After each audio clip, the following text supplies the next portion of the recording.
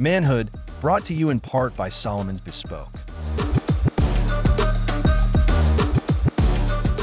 This is Manhood. Thank you once again for joining us for another epic topic, a topic that will certainly touch everyone's, I would go to say hearts, but it will definitely touch your ego, because it's one that's certainly to be explored, and not one that is being discussed very regularly, but is certainly with us. So it's called new masculinities. Now, what does that mean? I had to research it myself. So let me just read very quickly. New masculinities refers to alternative and evolving understandings of what it means to be a man, moving beyond traditional, often rigid stereotypes and expectations. These new forms of masculinity focus on concepts like emotional openness, empathy, and challenging patriarchal structures that perpetuate violence and inequality. So I'm sure you'll agree with me. Exciting times ahead, really profound discussions to be had. So without further ado, as we try to explore this topic, new masculinities, to my right, Johan Seaudike, Behavior Change Consultant. To his right, the head of UNDP, United Nations Development Program, Hugo Blanco. And to his right, one and only, a good friend, Jason Williams, JW. Really, I know before we even started, it was like, wow, new masculinities. Yeah. What is that? Never heard the concept before. Well, at least you heard it, but never really got a chance to do deep thought and analysis and expand on it. So, guys, what you all feel? Because this is clearly uncharted waters we're going into, So we have a definition. New masculinity. So we know, is it one of those things Johan say where like you have these terms, toxic masculinity, toxic femininity? Is new masculinity is just the way we've always been, and it's new as in being brought to the fore and we're now discussing it? Or is it that it really is like new behavior based on the foods we're eating? Well, I'll go based on the definition, because human behavior in general is a dynamic thing, right? Then every year, every 5 years, every 10 years, it should have a new quote-unquote form of masculinity, because things change, people change, and if we were holding on to something before, because the definition said you're releasing the rigid type behavior, right? The myopic type behavior. So that means it should be evolving. So if before we wasn't evolving, then we may have been doing something unhealthy. So now exploring the fact that we could do something new. Now, sometimes when, I wouldn't say me, but some men I speak to hear new masculinity, they look at it in a derogatory manner, because they look at it as something opposite to what they think masculinity is supposed to be. But it doesn't have to be opposite, it just has to be new. So do you think that we are do you think that men may, when they hear that term, think that they're compromising, or somehow you're saying that they're now in touch with their feminine side? Ugo, you brought the topic, and it was something that I'm happy you did, because it's something that you, as men, you kind of never. It's been there. It's been around. It happens maybe behind closed doors in certain ways, like it's okay to cry, and now we've coined a phrase. Yes, we all live in a society that has expectations about how we are supposed to be and perform. And as Johansen said, this is changing, and the way it's changing is not looking good in many ways. We can look at globally, polarization, wars, etc. If we bring it more locally, crime, gender-based violence, drop out of schools, something is not working. Something not some working. things are not working. So we have to identify what are those elements that are not working. And social media, digitalization. If we look at numbers, the way this is working is breaking our voice in many ways, in terms of their expectations. And being a man now is not as easy or as clear as it used to be. Before we have let me simplify, the cowboy, the strong, the silent, the aggressive man. The stereotype, The stereotype. That's a kind of a cage for many men in current society that doesn't fit, because how do we meet those expectations? We are supposed to prove that we are strong, and then we use our fists or or guns, and that's leading to a society, because this is not about individuals only, it's about constructs, social constructs. And that's leading us to a society that it's, in my opinion, not going in the right direction in many ways. Number of crimes, homicides. Who commits the crimes? In Trinidad and Tobago, let's try to land it nationally. We have statistics, 90% are men. Correct. Who are being killed. Plus over 85% is male. So men are killing male. Why? And that's, I don't know, I don't have all the answers, but this is something we have. Being a boy in some of the communities is not easy, because there's youth unemployment, because I don't have a future. We did a 30-second story. We did a community caravan in the country, going around Mayaro, Siparia, Tobago, asking the youth, hey, how do you feel about what we do, democracy, development? And say, I don't care. I'm too disconnected. I don't see the future. I don't see the point of me going to vote. This was October, November, December. The youth doesn't have those role models, and I've been talking with colleagues from here. There's no spaces where the youth connect with role models, with elderly. I grew up with my grandpa. My role model is my grandpa. That doesn't exist. So where do these young generations, boys and girls, male and female, find those role models? To wrap up, I think it's clear that something needs to change. The why and the how is what we need to discuss. So do you think, guys, that there are a couple things in there, Ugo, that I would like to ask? You know, is it that, one, men don't know how to be men again, or how to, or that, are they suppressing those feelings? Are they acting out because what is expected of a man, it cannot be delivered, and therefore you're acting out as a result of, one, maybe, I'm just saying, wanting to cry, but you know you can't, so in that suppression, you give off aggression. There's so many things, or you simply, in a household where a woman might expect that you protect, provide, and you, like you said, you can't get a job. So therefore, you're acting out because you can't fulfill what is in the public eye as being a man. You know, there's so much to unfold.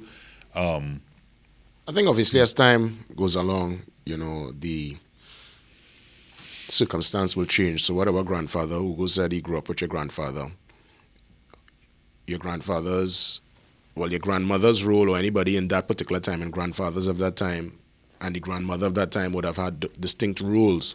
We find ourselves in a time where men, we don't feel seen.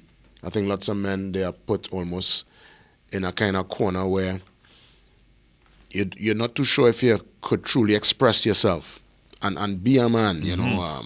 Cancel culture, you have to be very measured with your words. The work culture also, the family structure, everybody working. So whereas granny or the wifey would have given a particular support and a ease and rub a foot. I remember the rainbow corn beef ad, where the man come home, I'm hungry like a dog, put something on the pot there. The man went and bathed. He come out, the corn beef was ready, rice ready. And she was like, you could say please, which was the joke in the ad. And then when the food was ready, he said, yes, girl, this food like a king. And she said, only for my king. So that ad would have been applicable to the 1980s. Nobody bat an eye on that ad. Let somebody bring out ad like that in this modern time now. It's not even going to make it to the airways. Yeah. Right? We telling me about you come home, I'm hungry like a dog. Better put something on the pot. Yeah. You're mad. So the fact that we know that kind of language can't exist. I'm not suggesting what happened in the corned beef ad was correct, but we're just showing there's a change, there's a different tone and a tenor where men have to be a little more measured in this modern time. But Jay, you know, even the fact that you just put in that caveat there to say you're not endorsing what happened, is you yourself knowing that just by making that statement or bringing it about, that people may look at you and in that cancel culture environment, you know. Well, the times change, because the reality is now we find ourselves in a scenario where it could be the reverse, Robbie, where a woman could come home and say, hey, my boy, you're hungry like a dog, and the man might have to be the one to go and prepare the meal. And that's a kind of reality right now, where women sometimes bring in the bread, the bigger bread. Right. I might have the bigger say in the household. So as we're talking new masculinities. And we have friends like that. And it's not easy for the men to adapt to that context. Why? Why is it not easy for them? Because the society is expecting us as men to play a different role. Because this is not about me only. This is about the context in which I live in. These are well-educated, men and women, etc., but it still is not easy. So what we are talking is something that is a transition. So it's fine to struggle as men in this process. It's not easy. You answer, I want you to address this. Is it transition, or has it always been there in terms of oppression, where women, based on the culture, may have always felt a particular way but didn't understand what they were feeling? But now with social media and digitalization and the commune of understanding that they're not alone, and other women are, you now have the information at hand at your fingertips. Back in the day when you had Collins encyclopedias and so on, now everything is at your fingertips, and now you're realizing, like, okay, well, this is not okay. This is what I've been feeling all along, and now there's an understanding of that. I disagree. Women used to talk to each other before social media, and had the networks way before social media, more than men. So it's not a transition. So the question again, is it a transition, or have they always felt like that? Only now they're getting rights. I won't even try to speak for women. Right? But I think they always knew. Social media, of course, would accelerate the process of women being able to talk to each other. But if you look traditionally, if I think even as a child, I remember women in my family meeting women from one side, my father's side and my mother's side, meeting. And I know women traditionally meet way more than men to speak about things like that. So I don't think it's a transition. I want to go back to something you said, Ugo said, and Jay said, right? You said before that, is it that, you asked the question, is it that men don't know how to be men? Right? But that still paints a picture that there's some sort of template to be men. And I think in this day and age, I think it's best for us to move away from what we think a man should be versus each man understanding what their goal is in life, whatever that goal is, understand the rules of the society that they live in, or society and village, because they are macro and micro of it, and then do what is necessary to get what they need. Now, I say that because when in my sometimes analysis of what a man is, even in my own soul searching, is that typically, and I could tell you what feels most comfortable to me, my friends, what means full comfort to them, and also my clients, is that men need to go out, and I usually go out loosely, and be themselves. So if we look at men of great, right? We could have local men like Eric Williams, Uriah Buzz Butler. Then we could go Malcolm X,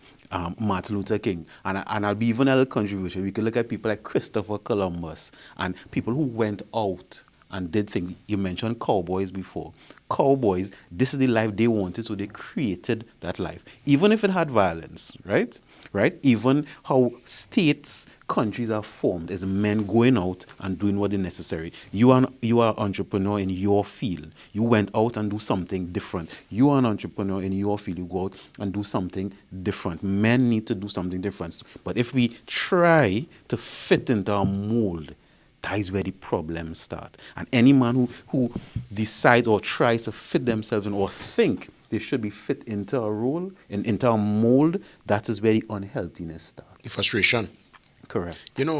I think I kind of come to terms with this topic in a real spectacular way. What I'm seeing as the new male identity, or the new masculinity, is a balanced man. Because let's be real, gone are the days where the mother will just teach the girl child how to cook.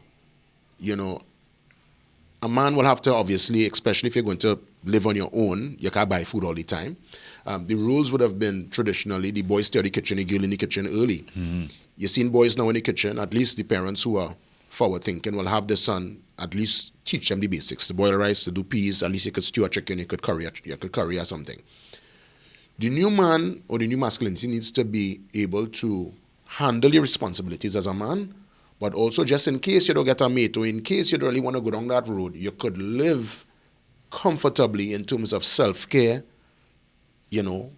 being able to feed yourself, take care of yourself, clean up after yourself. It doesn't mean because you're a man, your room have to look like if a bomb drop. It's a men who are very neat, who understand the surroundings, who take care of themselves. The first time I went for a pedi, which I should do soon, a pedi and a mani, I felt fellas, I feel shame. I remember I was doing it. The toes bong, as they say. Yeah, I was in this place in St. James, and I was in a little corner, and some men walking, and I remember I put down my head because I find it was a kind of sweet vibes now. But I come to realize now, it's normalized, and nothing wrong taking care of your fingernails and your toenails, and well, I mean, I don't do it all the time. What they call it, manscaping. Yeah, but it's something where, you know, I do feel until I was embarrassed the first time I do it. I feel how. Because I got a voucher and I say, you know, I don't want the voucher to waste. Why did you feel embarrassed? Because I saw that as a small woman thing. I grew up knowing my uncles as hard men. My Uncle Dave, you can't bring no pedicure and manicure on Uncle Dave. Uncle Dave heal hard. He's a hard man. Work in the garden. He is a man. He's a hard man. Don't get sick. Them fellas don't take no kind of tonic. Them men just eating organic. And he's one of the greatest men I know. Still pumping. Because of this. And that's why I grew up around. I grew up seeing that. I grew up down country, seeing that kind of but that's male changing. influence. I'm trying to answer your question, Robert. In my opinion, there is a transition because globally, women are entering more and more into the labor market. Before, it was men working, getting the money, earning the bread, women at home, taking care of the kids, and doing the dishes. Oversimplification. Now that's changing in many, many countries. Not in all the countries. In some countries, women cannot leave their houses or go to school. They can't read like or in Afghanistan, right? So here in Trinidad, we are very lucky because that's part of the new revolution. And that's changing things. So how me, as a man, we have to adapt to that reality. And it's not easy. What I said the world is not in good shape, in my opinion, for many reasons. And I don't think we need a stronger men. I think we need better men, or more human men. I'll use the word more resilient men. Resilient, but also resilient means that you are able to absorb the shock. But to make a positive change in the world, right? That's what Mahatma Gandhi said. For me, it's more difficult to. Let me put it. For me, it's easier as a man to throw a fist in an argument than to say I'm sorry, to say or to be empathetic. What takes more courage? What is more? It takes more courage to walk away, or to reflect, or to control that instinct of anger that we have to impose But ourselves. it depends, and that's where the resiliency comes in, because the resiliency means being able to adapt to whatever is the environment and thrive. Right? And if in an environment I need to throw a punch and I know I need to do that, but then the resiliency is if there's an environment where I need to calm myself, then also that. And I think that is the part, because when we rigid, a rigid one man might say, I need to throw punches all the time. And the next man might say, I need to apologize or run away all the time. So that's the two ends of the spectrum. But the resiliency there is knowing when to throw a punch or knowing when to pull back. we also need to know when to take a break. Hey, you take the word right out of our mouth. Perfect, Robert. Perfect. So we talking new masculinities, you know, and what it takes, you know, is it actually being a man to be the way that we should have been all the time, you know, and having both feminine and masculine traits. We will talk more new masculinities after the break.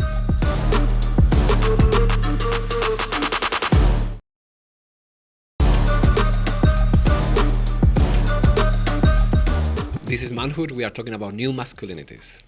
Right. And in the break, you mentioned a quote from Shaquille O'Neal. Well, I don't want to misquote him, but I can tell you the gist of what he said, and it struck me where he doesn't. And again, you know, with AI now, and I'm wondering now, did he actually say it? But I'll say what I saw, right, and what I heard. And Shaq, if you're listening, you know, I'm just saying what the AI, or if you indeed said it. Yeah, the image said. The image said, where it spoke about that he doesn't communicate to his wife when he's not okay. And the reason for that is not that his wife is not able to receive it. It's just that women, and again, this is the image, what came about, is that women are almost like empaths, and they take on what is said and how it's then received based on how it's received, and then you now have to receive that, whether it be that energy. It is better not to say anything.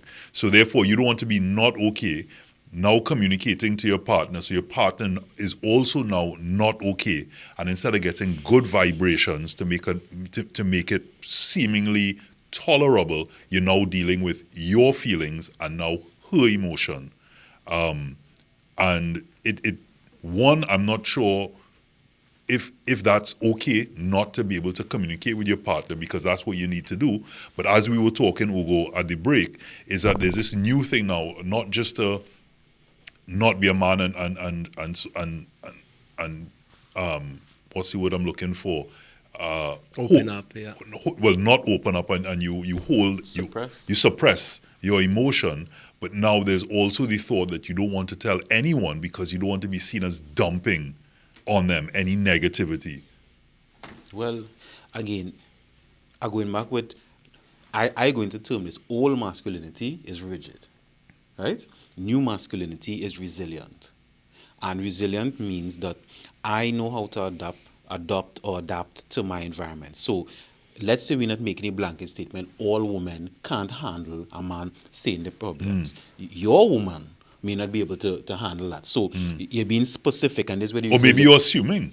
Well, maybe you might be assuming they can't handle it. Right? Yeah. Very good, because if you didn't do it once or twice or even 3 times just to see a pattern, then how you could make that an assumption. So I think, so we're going with new masculinity. As a new masculine man is to be able to assess the reality of a situation, not the assumption of the situation. So if I told my wife or my girlfriend my problems 3 times in a row or 4 times and she can't handle it, then I could say, you know what, I'm There's not a going to pattern, tell her yeah. X, Y, Z.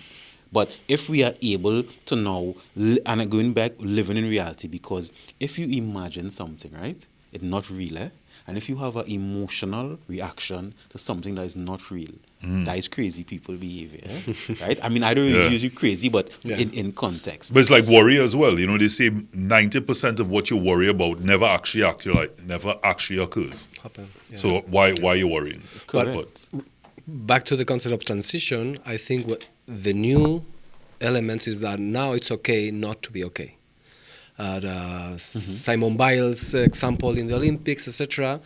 And in the new masculinities, for men, it should be okay to say, I'm not feeling well, I'm sad, I'm worried.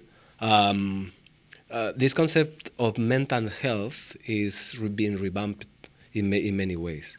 Then the choice of should I share this with my partner or not is, in my opinion, more personal. For instance, I very rarely share with my wife issues about work.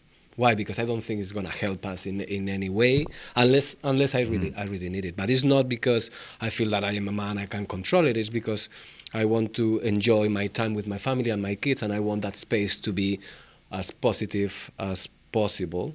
Yeah. But then you're not feeling okay. So yes, you want that moment, but if you're still not feeling okay, then what do you do? To me, I think that's where most men would have a brethren. Not everybody, yeah, but I think for me, I have a friend or 2 friends, a matter of fact, and they also share with me. So you have like a particular sounding partner, you know, to talk to. I think men are to talk to men in those scenarios, because at the end of the day, you don't want to be worrisome, I think, to your spouse. You don't want, especially your children, to see you breaking down. I mean, that's a whole different conversation. I mean, Well, you see, Who want to see their son cry? our son go feel see the father if- balling down all if your the son time. never see you, quote unquote, vulnerable, right? Then your son will believe that I cannot be vulnerable also, because I never see my father cry, so therefore I'm not crying. No, So but it you gotta may pick your perpetuate. occasion. You gotta pick your occasion. I mean, if there's a passing in the family or something real dire, I can understand. But Now, you can't how- tell me daddy how come you- home. How you do that? The man finished now. You can't tell me daddy coming home and they just bucket of tears right through your hand, say? Well, I didn't say right through, but if it is that he is at a point, whatever that point is, that he need the bucket of tears right through, the flip side to that is he chooses not to share it, right? And next thing, let's say he have the brethren, but the brethren is not available at that time. So he have to hold on to it until that available. And therefore his interactions now with his family will be inauthentic. Right? And then he may do something, and why daddy moving so? But daddy trying to keep it inside. That now could create something even more unhealthy than him crying. Now, understand where you're coming from. Eh? But if we're going with old versus new masculinity, in terms of, I'm not saying a man should be crying all the time, and I'm not saying a man shouldn't be crying at all. It is you are yourself, and that's where we're going to the authentic part of it. I'll give you all a live example. On my way here, maybe less than 5 minutes, a client called and asked about a report for his son, right? And I say, well, I sent it to your wife, check your wife. And then it sounds weird because I sent it to the wife, but it's the family. And he called and asked for it. So I say, well, I sent it to your wife. Maybe, didn't I do it in error or something? Maybe it didn't send. He's like, well, to be honest, your answer, my wife passed away, right? And I couldn't believe it. I literally, and I shed a tear before I come up here, because it is. But first I said, okay, my man mode kick in. This man called for advice. Instead of asking him about condolences and all those things, he called for advice for his son. Let me offer support. Send me an email address so I could send the report. And then when he hung up, I realized I myself wasn't even driving straight, because that was so sudden. It was a wonderful family, etc. And to hear his mom pass away.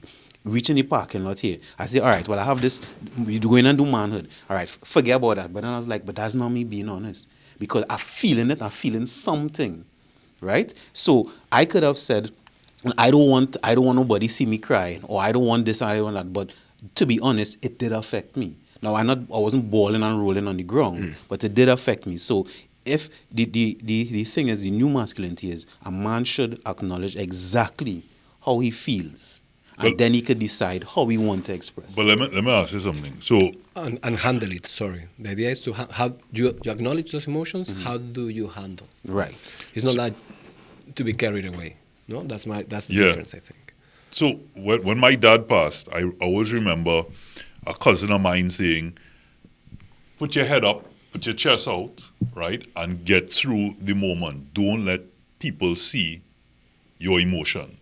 Get through that for all the others who are looking to you at that moment, your sisters, your mom, etc., to get through that period. And think of your dad, but think of him in a masculine way. My dad was in the Royal Air Force, and all the rest of it. And to this date, I haven't really been able to fully release that emotion, because of either I drown myself in work and all the rest of it. And I think about that moment, because the reality is you're fighting those tears, you're fighting that emotion when you just want to be. How you are and how you feel at that moment is how you feel. And does it come down to, guys, even in this new masculinity, especially with social media and all the rest of it, open to ridicule? Because so many times you see these memes and you see all these things pop up. Just think about it. For the most part, when you see someone, you go, "Hey, how are you?" If you really went, "Boy, I really feeling so, I feeling like this, and I'm not okay," person will look at you like, "I really wasn't expected to go through all of this." Well, then do ask me. No, but Do ask exactly. for nothing. But it's such someone says, "How are you?" You go, "Okay, I good, man. Can't complain. God is good." All of these different things that you hear, blessed, highly favored. But the reality is, are you? But you're not going to give off that, unless you're Johansi, of course. I think the new masculinity, again, we must take a little page from the old school. So I'll go back to Uncle Dave and these old school men who used to hold it together. Tell me this Uncle Dave, boy. No, he's a legend. And the thing is, they go through stuff. Obviously, let's be real, fellas. As we get older, we get softer, right? Who playing hard, man? If you live long enough to get to your ripe age of 70s and 80s, I can't see nobody in the 80s. You try to play hard, man, but eventually you must soften. A grandchild will soften you. Illness will soften you. Something will soften anybody trying to play hard, man. But until such time, I think it's important to still hold it together. Don't get me wrong. It's important to express yourself. I think tears are just a matter of certain emotions or situations going around your brain, and it's the same way your body would build up heat if you're exercising and you have to sweat to cool down the body. I think tears is the same thing for the brain. Cool down the brain. The brain hot, the brain heated, and it's like the I tears. like that. Because when you cry, let's be real, you feel way better. But most men cry in silence. You cry away from the crowd. You don't want to. What you did was very heroic for your family. Because yes, you didn't get a chance to probably truly express yourself with the passing of your dad, Robbie. But people looking towards you now as probably a patriarch, as the next in line. And sometimes you just have to kind of hold it together for the sake of of the family, and they can't feel bad about it because that is a page from the old school, and that is still something I feel in certain moments with leadership. Well, leadership is required. You have to kind of take a little page from the old school men, because the argument is the new man is a bit soft. It's not that we're really soft, it's just that I guess we're more in tune with the emotions, but I think there will always be a place for the hard man, but the hard man eventually will soften up. More soften up. More than softer is more empathetic, probably. It's more connected, more reflective. But I'm asking, I agree with everything you said. I'm asking myself, is this also true for women? And I'm asking this because my dad passed away when I was 5. My mom was 31. She was a butcher, so not easy life. And she raised me by herself. And she was strong. I didn't see her crying. I didn't see her complaining. I didn't see her, Well, she had enough for me. I mean, probably I didn't see it. It happened. I know it happened. So is this only true for men, or is it also true for women that need to step up in that context? So I'm not sure if this is a gender issue. It's more a human issue. So let me put this to us. One of the things that I've said it on a couple of shows before, where how we have this masculine, feminine, and to me, it's a narrative that's being pushed for years.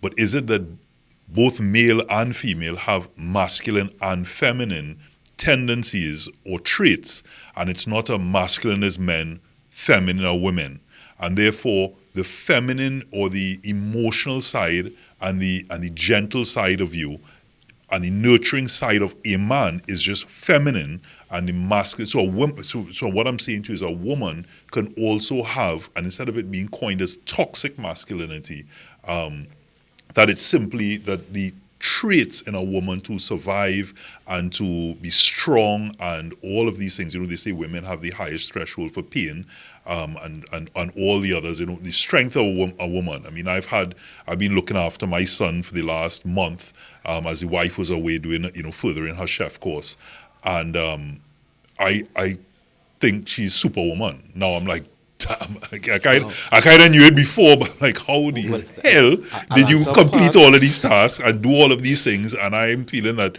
in directing so many productions, I feel like, hey, I have a good handle on it, and just thinking, women are phenomenal.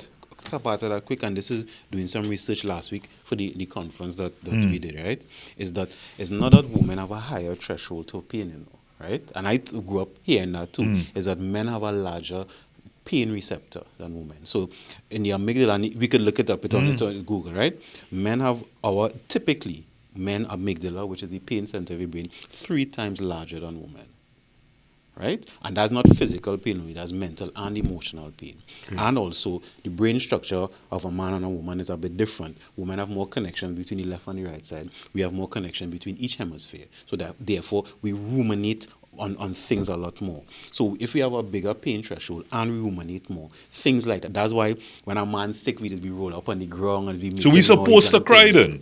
The reality is we're supposed to be able to cry, and it's supposed to be okay. Release for us. We are men, physiologically, we're not meant to hold on to anything. Right? Crying sometimes is the result of holding on to something for too long. Right? We are not meant to hold on to things. We are meant to do things and go and execute. And I mean, again, I'm not putting blanket for all men again, because we're talking about resilience. But if I watched a movie called Straw the other day. I watched it yesterday. And big man, I cry. and that's fine. I'm not saying anything wrong with crying, right? I did. I cry sometimes listen music, bro. But just get it out. Going to the emotion. Get it out. And tears. Sometimes the tears in the movie is not sometimes it's tears for something that you should have let go months ago. Yeah, it's true. Right? But my point is that men, if we decide, we should just be. When I mentioned the leaders before, they were just themselves, They did what they needed to do to get the goals they needed to get. If sometimes you need to cry, as I say, before I come up, I needed to let something out. I couldn't come up here feeling all of that, and then, as a man, I could just do whatever it is. That's not healthy for me. But there are other times when you say it's good to hold it together, because in that moment, crying or breaking down is not relevant for that situation. So then maybe men, being a man, is being in touch with the emotions and not being afraid to show it.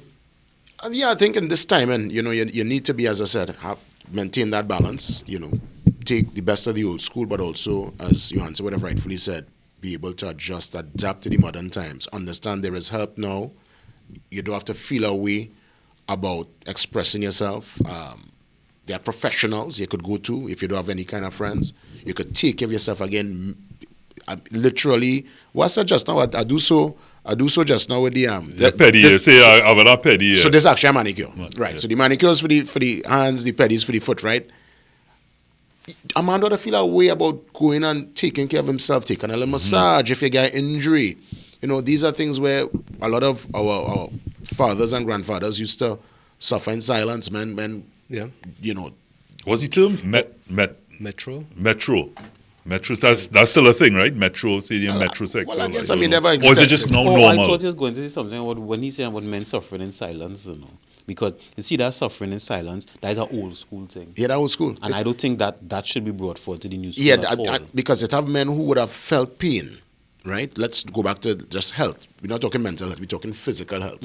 It have men feeling pain, and for years the saying is a gas. And it's only when the pain becomes so excruciating to the point that they can't even function, they go to a doctor, and more or less is something that is very Your appendix bursts critical or some kind of that could have been madness. solved if you just have checked on it. And the modern day man, I think from the time you feel an ache, you're going to check on it No. in this time, you know. I know we have to go to break, but I just want to say to you something that practically, and had it not been in control, I'd probably cry, is when my dad passed, I remember 2 doctors coming up to me and saying, do you have any idea the pain your father was in? And they started to describe at the levels. They went to the levels and say, this is what a 3 is like. And they described it for me. Say, your dad was at 7. And it pains me because 1, I was upset that nobody came and I didn't understand that before. But 2, I asked myself, did he not communicate because of the way we were like, might have been like, oh gosh, dad complaining about something again, or is always some pain, or is always some doctor we have to go to. And that's financially as well. Sometimes, it takes a toll. Cancer takes a toll on everyone.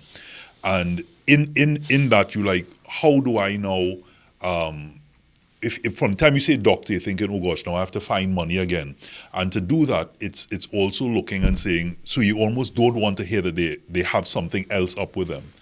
And the guilt that I feel in wondering how much he would have held back to show every now and again that little wince of pain, the level it would have been at, and could I have been much more empathetic to ease that. And I keep asking, did he hold back because he did not want to show that, like as a man, like not wanting to show it, or because of the space wasn't a safe space to be able to do that? Before we take the break, most men always say one thing: they don't want to be a burden to anybody. That's something you always hear men talk about. Or to protect you and his family. Yeah, they don't want nobody to have to, they don't want to be a burden, to be a stress on anybody. And sometimes they rather grind it out than put somebody through it until it's probably really beyond the line of what they could treat and deal with. But I know we'll come and continue with more after the pause, man. You wanted to say something before we I entered wanted the to do break? something very quickly because you are talking about manicure and pedicure. And I still feel embarrassed, eh? That's fine, but it's also fine to be a father and change diapers. Or, yes, or normal. to wash the dishes. Of course, yeah. So we have to start understanding this is the way it has to be for a more kind of balanced roles in our society. And should have always been. So we're talking new masculinities, a lot still to unfold. Really want to get into emotional intelligence, or sometimes lack thereof. So when we come back, more on new masculinities.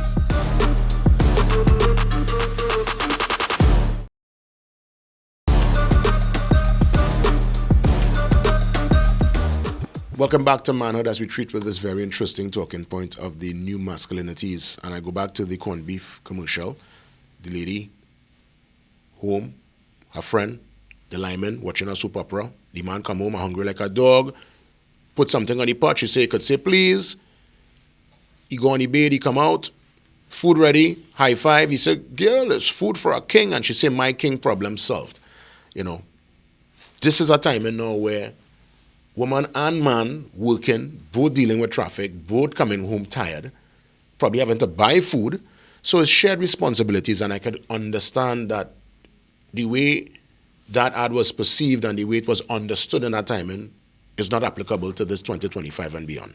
Not necessarily, you know. If people still living like that, I'll go back with the resilience. Every couple have a unique thing. There's not necessarily, this is my opinion, right? It have not what man should do or what woman should do. It have what both the couple agree on. But I believe you answered there are distinct responsibilities. Men throw the garbage. If there's a noise 3 o'clock in the morning, you think you could lie down next to your woman and give her a knock and tell her go and see what's going on? Come on, fellas, let's be real. But 3 o'clock in the morning, there's a shuffling outside. But that is I dare any man to get the woman a little elbow and say, baby, go see what's going on there.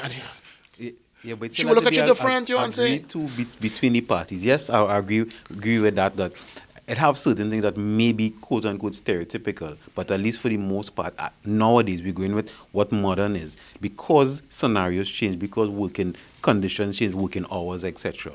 The couple deciding what is real for them is important, and I'll give you why that's important. Because, okay, I have a premarital counseling program, and the first question I ask both the man and the woman is, what is our husband and what is our wife to you? And each person have to write down what a husband and a wife is, And when the answers come back, 90% of the time, they have totally different answers. All good answers, all correct answers, but it's two different types of answers. So if the couple never had the conversations, evolving conversations about what I want from you, what you want from me, not what a man should get or what a woman should get, what Susan and Derek, I just called two names, need to get then. And that is part of the new masculinity, which is finding out, looking at the scenario, my wife doing XYZ, my girlfriend doing XYZ, I doing XYZ, this is what it is, so this is what I need to do versus what I should be doing and what she should be doing. And there we are putting communication at the center of this agreement, this pact. Before it was expected, the role of the man and the husband and the wife was already predefined. Now it's a kind of agreement. We have to discuss. This is part of the new masculinities. We have 2 kids, 1 boy and 1 girl. So depending who cries, is dad or mom who goes, because it's my daughter wants me and my son wants my wife. So it's not that one has to always do it. It's depending on the context. Ugo, would you say your approach parenting your daughter is different to how you parent your son? I try to do the same, but they have different needs. So yes. The answer is yes. And that's biological, and this is something that blows my mind, how different they are in the same context, same education, same parents. They are totally different, and that's very interesting. So I want to come back, because I know we've sometimes said new masculinity, and it's not the new masculinity. It's not like this is a new way of doing things. New masculinities. Yes. So there's additions to, there's still the old masculinity, and there's some new additions to it. So it's just the way of being.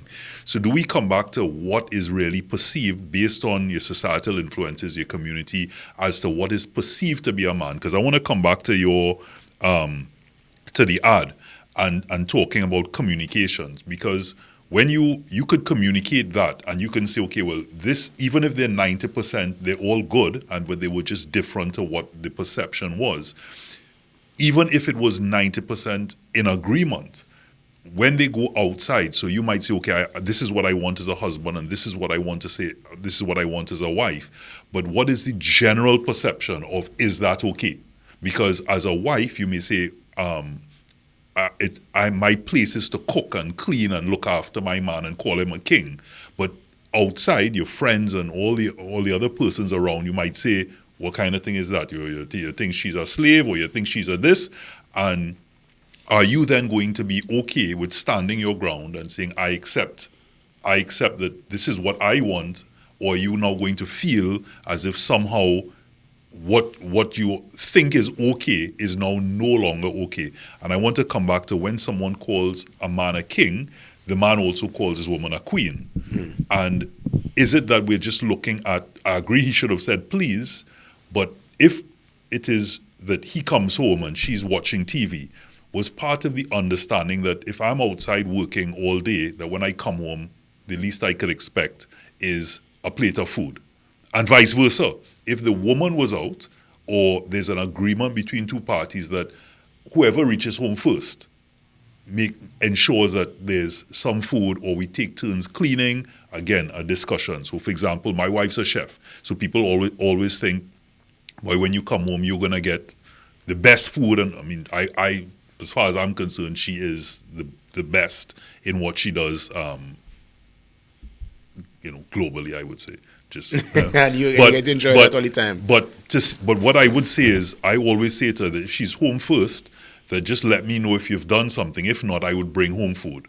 But what I do ensure is that when I get home, if food is prepared, that I can't then expect her to wash the dishes, to put our son to sleep, to do anything else. It's time for her to cock her feet up and watch TV. Yeah. There must be that mutual understanding. You strike a balance. I think, when we go back to, and probably you and Ugo could chime in, Robs, you too. Women have been taught, and I've seen in my lifetime, it's an innate, built into the DNA to nurture. Men have this DNA that's built in to protect. Probably the new masculinity is one that is able to protect, yes, but also lean towards the nurturing side, and probably on the woman's side to nurture and also lean towards the protection. Because again, it must not be in this modern time that, certain rules and functions, yes, I know we have certain responsibilities, but I've seen more and more women taking up the particular role of duties that we would have handled, and there are men taking up the roles of duties that the mothers and the grandmothers would have handled. And I guess probably that in essence is the new masculinity, the ability now for us to protect and also nurture. We have to bring nurturing now, and the nurturing starts with self, and by extension now your wife and the rest of the family. So it's something that should have, as we talk about transition, something that should have always been. It's just that when men are now doing what, for argument purposes, or that they should have always been doing. Because it have men who telling you straight up, it have a whole song, Mavado says, against the law to wash panty. That's in a dancehall song. That is immortalized in song. And they have men who believe, as far as they're concerned, they're not washing no bloomers, they're not buying no pads, but go and have a daughter now, have a woman you really love now. Is you're washing it, but probably by hand. Because you like to take it off, right?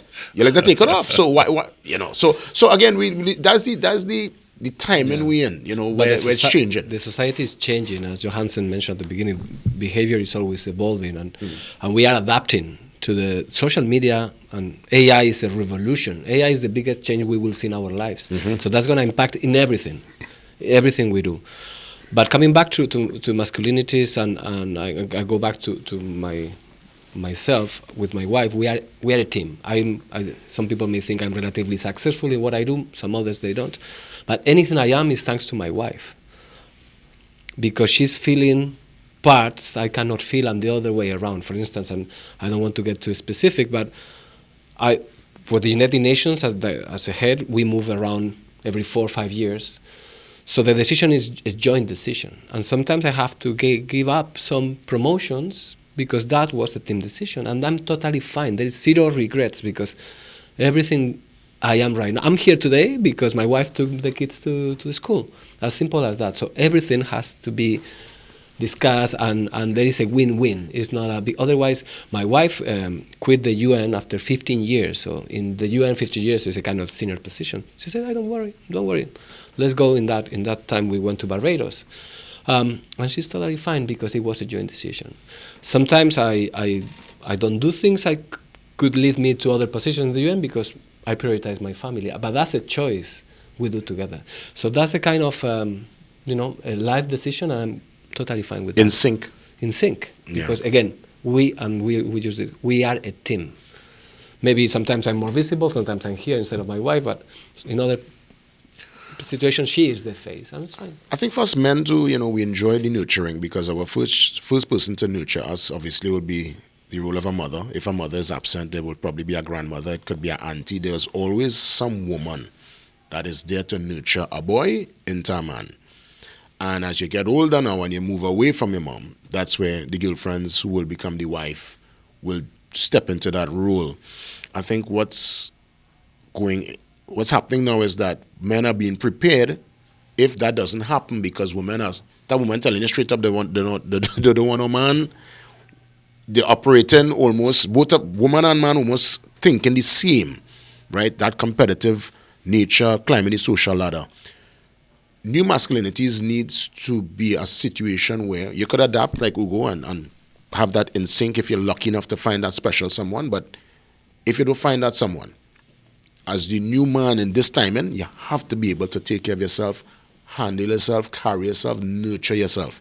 And I think the preparation needs to start from the boys being able to handle themselves coming into manhood. But guys, do we think that the hardness that we express, this hardness of men, is it a positive or is it based on a negative of hurt over a period of time? Because you hurt something, somebody says something, there's no male or female in that. Hurt is hurt, words are words, things that happen to you. And it's being able, not being able, to express that, even at a young age, like not where you're not seeing your father cry, you're not knowing how to, you're being told, hey, you want something to cry for? And the difference is, in as you express yourself, Ugo, in how you treat with your boy and how you treat with the girl. Therefore, you are sort of forced, or just see it as you have to be hard, and not being able to deal with that hurt is what really has us as this hard man thing. Well, hard usually have negative connotation, because hard implies suppression, hard implies rigidity. And if we go from a human behavior standpoint, human behavior is thought into feeling into action. Our thoughts create feeling, which is energy, and the energy fuels our behavior. But if there's no behavior or expression, the energy stays there. So we have thought, feeling, we're building up energy all the time, energy in us. If you keep squeezing air into a balloon, eventually it bursts, or sometimes air is seep out unexpected. And I'm using that unexpected because sometimes wind blow too hard, you're angry. Sometimes you watch a movie and nothing started the movie, but you're crying. So when you keep that energy inside, it has to come out to know. Or what it does, it starts making you sick. And this is scientific. You could Google it. When you keep it inside, it creates stress. Stress creates cortisol. Cortisol is acidic. So therefore, even Jay, when he was talking about the men who hard and they soften up eventually, sometimes they soften up because they get sick. Because they're holding it in so long, they have no choice, but their body just break down because you literally cannot hold it in anymore.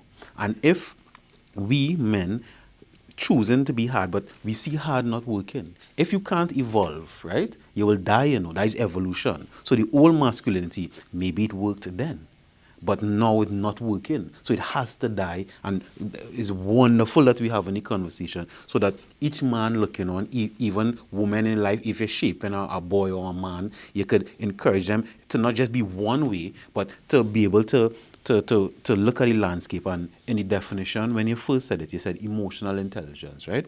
Emotional intelligence, a simplified definition is being in touch with how you feeling, and then being in touch with the environment. Emotional openness, yeah. Right. I want to go back. I want to go back though before we go into closing. It's not new masculinity. I want us to be very specific. It's new masculinities, because the old way is still a way. It's not like every man is now one particular way. Like this is a new way of being. It's that there's several editions or renditions or behaviors of a masculine, who's masculine. It would be too rigid. It would be another cage where we men are supposed to fit in, and that kind of. So a couple things before we close. One, I want us to address.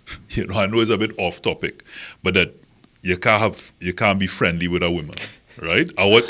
It was something that it was something that we discussed, and it was a little bit off topic, but I feel that there's something in there that could apply to being a man. And also, before we go into discuss that and close, Ugo, what is your interpretation of a man? Wow, that's an interesting one.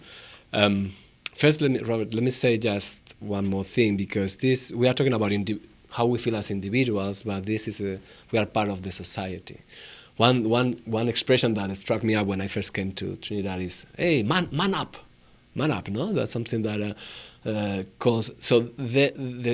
our environment has a lot of influence in how our children, our boys, and we behave. from soca to calypso. Some of the songs have, and I see some changes in some of the lyrics, but still there is a lot of direct and indirect influencing on how we think and how do we define masculinity in our environment, even in our workspaces, right? Bosses, etc., etc. So I wanted to mention that because we have the responsibility as individuals to try to start changing that kind of, like, don't be a sissy. No, I heard that a few times. Don't be a sissy, instead of, hey, you're right, bro, or the different ways of changing the narrative, because how we express, it's very important and reflects how we think. Words and have power too. And then how we behave. I fully agree with Hansen. So I wanted to say that, and being a man, it's being part of this, trying to figure out, the new masculinities for me is trying to figure out how men fit in the current evolving context that needs change. As Johansen mentioned, the old style is not working. It's not working in Trinidad, it's not working in our communities, it's not working globally. So there is something we have to change, and we have to change it where? In schools, we have to change it at home, we have to change it outside on the streets and in our spaces. So we have to take the responsibility to change that. Otherwise, the way the society are evolving, the levels of polarization, the levels of disconnect that the youth right now has compared to previous episodes of history are very concerning. And this is another topic, Robert. Democracy is being jeopardized, multilateralism, and now the UN, for instance, is under heavy criticism for many reasons. All that can have huge impact in how this planet is going to look like in 10, 15, 20 years. What's going to be the new look for that? If we don't make the change right now, not tomorrow, right now. And that starts even in this room, with shows like this, where we always say, we're better as brothers, and many a time we say we're not speaking on behalf of all men, but in this context, I will say, we need to speak on behalf of all men and say, it's okay to cry, it's okay to be, to express, and it's not okay to be the old self or the old ways of not expressing, of stereotypical, what's it called, that masculinity of chauvinistic behavior. That's simply not okay. It is a respect, it is equality, it is a partnership, it is open discussion, and teamwork. It's a team, and team doesn't just mean you and the other partner. It's team as in the environment of both genders, making sure that there's a focus to make it better. Can I say just one thing? Yeah, of course. This planet wouldn't work with only men, exactly, or with only women. So we are a team, and we have to make it work. Yeah, it's a very simple concept, but I think it's very powerful in terms of how sometimes we perceive the others as they are wrong, or we are superior, or we are stronger or harder. There isn't any. But before we get into our closing statements, I just want, something that we discussed again, during the break. And I always say that whatever we say, we discuss during the break, we never hide it from the audience, because, this show is about being real talk, banter and bacchanal, yes, but also being brave. And it's a space of courage. And one of the things that was brought up once again is that Johanse said that men can't be friends with women. And if that's not what I said, just clear it up for me. I said women and men can't be friends in the platonic sense, right? Right. And I'm saying that, now again, I always open to be proven wrong, right? But thus far, evidence, personal life, professional life, looking around, observation, is that eventually, and when we use the word friend, now a man and a woman could be business partners, they could be colleagues, they could be associates. When you use the word friend implies a certain level of intimate knowledge and intimate details of life that you're sharing with somebody. And if you're doing that on a regular basis, as what a friend does, eventually somebody will start to feel more than platonic than the other. So therefore, it won't be a friendship. But if you've seen somebody as business, or you've seen Is somebody... that same for male and male then? No. Because... And it's not the same for female and female. But for males, male and female. And that's why we see it all the time in relationships. If a man talking to a woman, if a man, like say he have a girlfriend or he married and he talking to a woman a little more often, a red flag, and vice versa. If a woman talking to a man a little more often, she's no, that's my friend, that's your friend. And listen, this is a cliche, that's your friend, and then eventually, well, nah, he had liked me a long time, or she had liked me a long time. But why is it different from women and women and men and men then? Well, I mean, I'm just saying, like, you know, they're not going to end up on the back getting softened. Well, Look, how could watching a ceiling with a foot in the air. That's the difference. The fact is, women and men. Now, I believe they could be friends, but the sexual energy must not be in the room. There must be no attraction. And that's possible. That's, Right? That's very possible. I could be friends with a girl, but if I can't be friends, like if it have no attraction, if I do see in a light at all, and she don't see me in that particular light at all, of course. Let me tell Let you. me bring it to another level. Okay. Even if there is attraction, but it's control and that's not interfering. That's, No, not even attraction. Must be but no but attraction. even if there is attraction, you can still be friends. Because you have You work can't, friends. you can or cannot. You can. You see, if it's a friend, if you find a woman attractive and you being a friend to her, which is you sharing details of your life with her, if that eventually you will feel something. Because the fact that you're already attracted to her, which is sexually attracted to her, then you're starting off non-platonic, you know. So then you all are not really friends in that case, because eventually something could occur. Cool. Men have their work husbands and men have their work wife, you know. They'll go on lunch together, they're talking. You see them kind of things. That work husband and work wife thing I have seen. I could say 90% of the time destroy relationships. What is a work husband and work? I do husband and wife. Even those terms, right? You use loosely like that.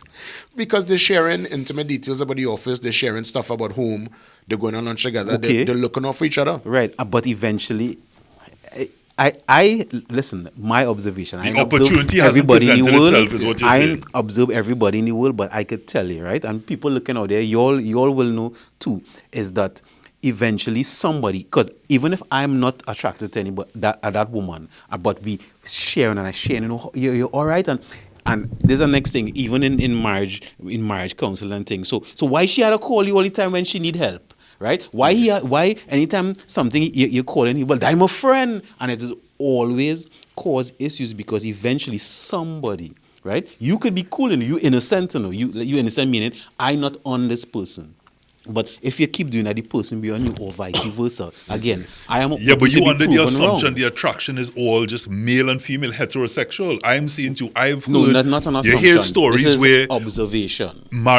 couple married and friendship happening and they are just going out with the boys and you realize that the boy going out with the partner actually later on in life something has happened. Right, So- Robert. I'm so- okay. I'm So saying why is that's it I possible. can't have a female friend? But I haven't observed that, and that is not within my sphere in terms of the homosexual part of it, right? So I'm not saying no, I can't say no. But might be a new masculinity, I What don't I've know. I mean, observed, I just- No, what that's- I've observed. That's very, Neither me, I just said it. very I just said it. My best friend is a female. We grew up together. Mm-hmm. She was my best. How do you say that? Your bestie? The witness in my wedding. She's Right. the godmother of my children.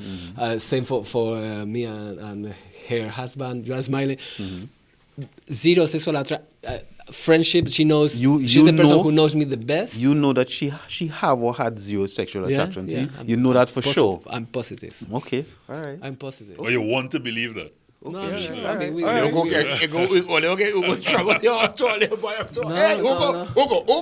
No, Ugo. because for me, friendship level. is totally independent of the gender. So you know, I have a friend that has one of these marks in the face, and I never see it because you know. So I don't. No, I'm saying it goes But Ugo, hold beyond. on.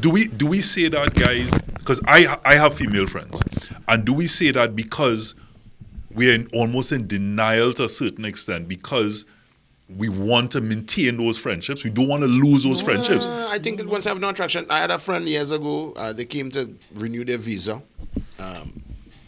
and I was renting those times. It was years ago, and we spent a whole weekend together, lie down on the same bed, no handsy pansy. She stayed to the north, I stayed to the south, and that was no, she was to the east, I was to the west, and back to back, and that was about it. You think if you had handsy-pansy that it would happen? If you had initiated, you think it would happen? I wasn't going to initiate. No, I asked you a question. If you think you had initiated, do you think it would have happened? No, I don't think so. See, I wouldn't initiate. I really don't know. No. I know you wouldn't initiate because you see that's my issue. But not On initiating one doesn't end- mean it wouldn't on happen. one If I had end, initiated, it would happen. yeah.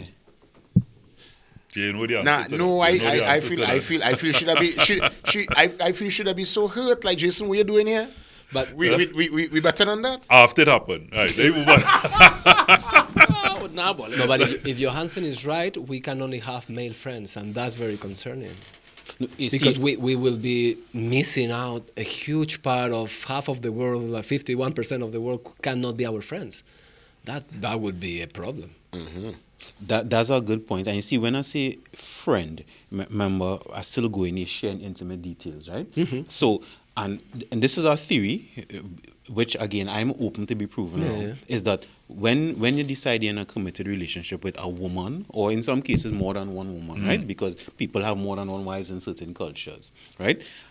I mean, we real over time, and we can discuss Real over time. even when I've done counseling with men who have more than one wife, why even my theory stands a little stronger, because having been friends with more than one wife, right, is a whole different dynamics in itself. But is that when you have a wife and a girlfriend, and this is what I've observed, right, and also experiences, that if you decide to start to be friends with someone else, that means you're sharing intimate details of your life with someone else.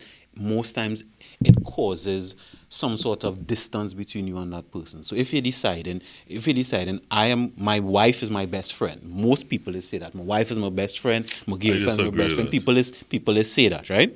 If that is the person who you're sharing it with, then it becomes problematic when you start to share that same type of relationship, not physical, I'm talking about emotional, with another woman. If you're sharing it with another man, you'll notice it's not really that problematic. And I mean, Robert, I hear what you're saying about it, but again, this is even people looking on. This is what I've experienced. This is what I've observed professionally and personally. Again, and I'm saying I went every part of the world and observed every relationship. But even when I listen, eventually, I've had people had the best friend Remember, we over of an time too, opposite eh? sex for years, for 40 years, and then one day they had some conversation and realized the person always felt a certain way. But so then were they really friends? Was it a facade and it changed things? So I ended that day. So we coming back to new masculinity. Thanks for you answer. I mean, and we had a whole, Ugo, just to let you know, we've had a whole episode talking about it, but I just didn't want this particular one, based on the fact that we spoke about it after, during the break, to just go amiss. It would have been remiss of me to do that. But you could watch the episode in the past. We're on episode 80 plenty. So it was a discussion. Again, these episodes that we have or discussions, these topics are never ending, in the sense that the men it's a space of courage, and men need to continue to talk about it, because men, when they speak out loud, really get understanding, and I think conversations become more profound. So speaking about that, Jay, what's your closing thoughts on new masculinities? I think the new masculinity is calm. It's being accountable for yourself, for your well-being, for those around you. It's being able to adjust to the times and, find that nice sweet spot between what we would have learned from our forefathers. Because again, yes, some of them would have really been hard and they would have been in a different timing, but I think we still need to maintain that little edge. I think a man must have that edge, Yes, most days you want it to be bright lights and, clear skies, but every now and then you have to bring on a storm, and you have to pick and choose when you bring on a storm. You have to remind people that a storm, that category 5 could wake up at any point. I think that's, to me, the new masculinities, finding that nice balance between the old world and this new world that we're in right now. I would say that our societies are changing, our countries are changing, our families are changing. So we, as individuals, we have to adapt to this change, and that change has to be discussed with our partners. And that has to be an open conversation where feelings are important, where the space to share what's inside has to be open. And for men, what I said before, it's okay not to be okay. It's okay to share how you are feeling. The stereotype of I have to be strong and aggressive is not that valid anymore, because being strong is not about dominating others. No. Being strong is about the capacity to change yourself. That's probably harder. It's harder to be that empathetic. You don't lose respect when you share power. You don't lose faith when you say, I'm sorry. That's not true anymore. That creates an enabling environment for us as a team, what I was saying before, to flourish. So that to me is a very important conversation we need to have in our circles, in our families. Okay, what we're doing here is a form of the new masculinity.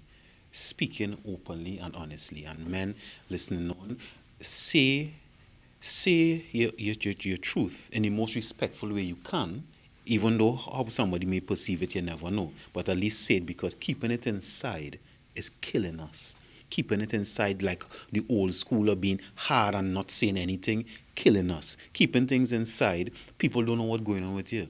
So they can't even help you. Even your own wife, you talk about that, your wife had to sit down and guess. And most times, she will guess wrong. So it is not working for us. So being able to say what it is, wherever it is, you're sad, you're happy, you're vexed, the food tastes good, the food didn't taste good, you need help, you don't need help, your foot hurting you. Just say what it is. And that is also emotional intelligence, facing the reality of the situation, so that you could be able to adapt, so that you could be able to find that balance, as they say, so that we could evolve and be the best version of ourselves.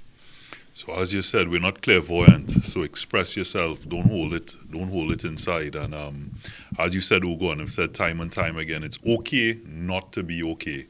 And let's revise the way we think about strength. Strength is opening up. Strength is communicating. Strength is not aggression. And being a man is being in control and not being out of control. So remember, it's okay to cry. As I read once before, tears are prayers that travel to God when we can't speak. So with that, another epic topic, new masculinities.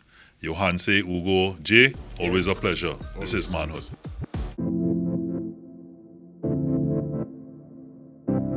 Now, Johanse, this is a different look, very casual look. You see the elbow patches. It's actually made a resurgence. This is from the old professor, university professors used to wear it. So you can see that all the buttons are all brown. It's a brown look, basically a brown textured look, matches the shoe, classic, elegant, casual look.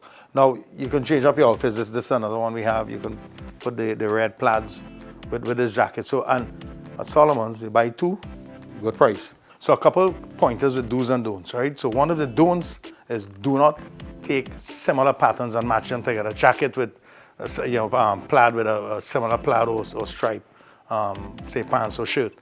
Don't go into a shop and because you like the color, you choose it for yourself because it may not look good on you.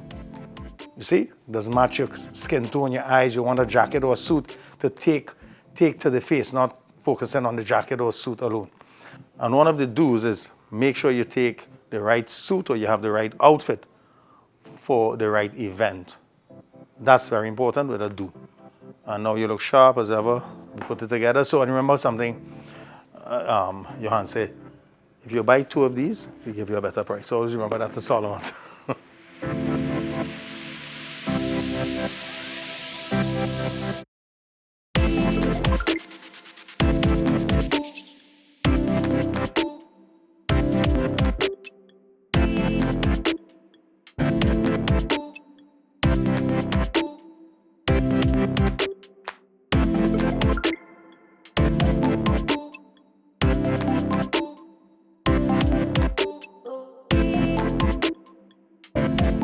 Manhood, brought to you in part by Solomon's Bespoke.